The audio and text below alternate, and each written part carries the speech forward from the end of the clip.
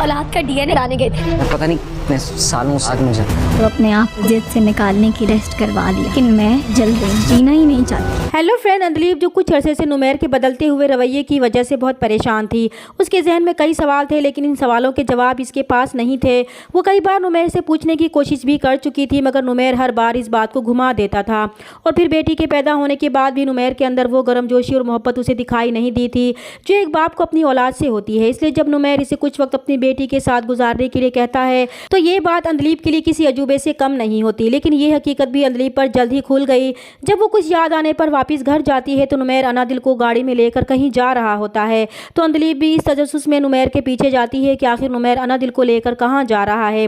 जब नुमैर अनादिल को हॉस्पिटल लेकर जाता है तो अंदलीब को और भी ज़्यादा हैरत होती है कि आखिर नुमैर अनादिल को हॉस्पिटल लेकर क्यों आए हैं। इसी बात को जानने के लिए जब वो नुमैर से कुछ फासले पर छुपकर नुमैर को डॉक्टर से ये कहते सुनेगी कि उस बच्ची का डीएनए टेस्ट करवाने आया है तो अंदलीब पर तो जैसे हैरत का पहाड़ ही टूटकर गिर पड़ता है। वो खुद से नजरें मिलाने के काबिल भी नहीं रही थी। ये सब कुछ सुनने के बाद उसे अपने पैरों पर खड़ा होना मुश्किल लग रहा था, इसलिए वो जख्मी दिल के साथ वापस घर चली जाती है। इसे खुद से घिन आ रही थी कि नुमैर इसके बारे में ये सब सोचते रहे और यही समझती रही कि उन्हें फिलहाल बच्चा नहीं चाहिए था। अब उसे अपने सारे सवालों के जवाब मिल चुके थे। और फिर नुमैर जैसे ही डीएनए टेस्ट करवाकर घर वापस आता है तो अंदलीब को इस तरह रोता हुआ देखता है तो पूछता है कि क्या हुआ है। तब अंदलीब उसे जवाब देती है कि वो बच्ची का डीएनए टेस्ट करवाकर ये साबित करना चाहता है कि वो बदकिरदार है। तभी उन्होंने इस पर शक किया। अगर वो उसे पहले ही ये सब बता देते तो वो इस बच्ची को पैदा ही न करती और ना ही इनकी बच्ची बाप की नज़र में गाली बनती। तब नुमैर अंदलीब को समझाने की कोशिश करेगा कि वो गलत समझ रही है, खुदा गवाह है इसने कभी उस पर शक नहीं किया।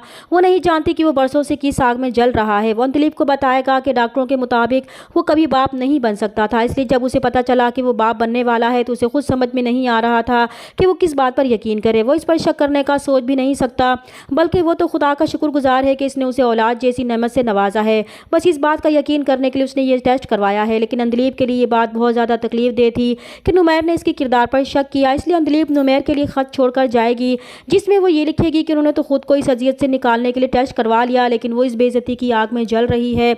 इसकी रूह पर जो जख्म लगे हैं उसके बाद वो जीना ही नहीं चाहती। ख़त पढ़कर नुमैर को बहुत पछतावा होगा कि वो अंदलीब को एतमाद में लेकर अगर अपनी उलझन बताता तो शायद ये सब ना होता। उसे अंदलीब की वो बातें याद आएंगी जब उसने नुमैर की मोहब्बत के इजहार में कहा था कि जो लोग एक दूसरे से बहुत ज़्यादा मोहब्बत करते हैं वो जल्दी बिछड़ भी जाते हैं।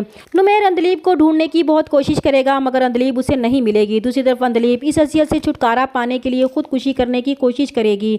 चैनल पर नए हैं तो प्लीज़ चैनल को सब्सक्राइब कर दें। मिलते हैं नेक्स्ट वीडियो में, तब तक के लिए अल्लाह हाफिज़।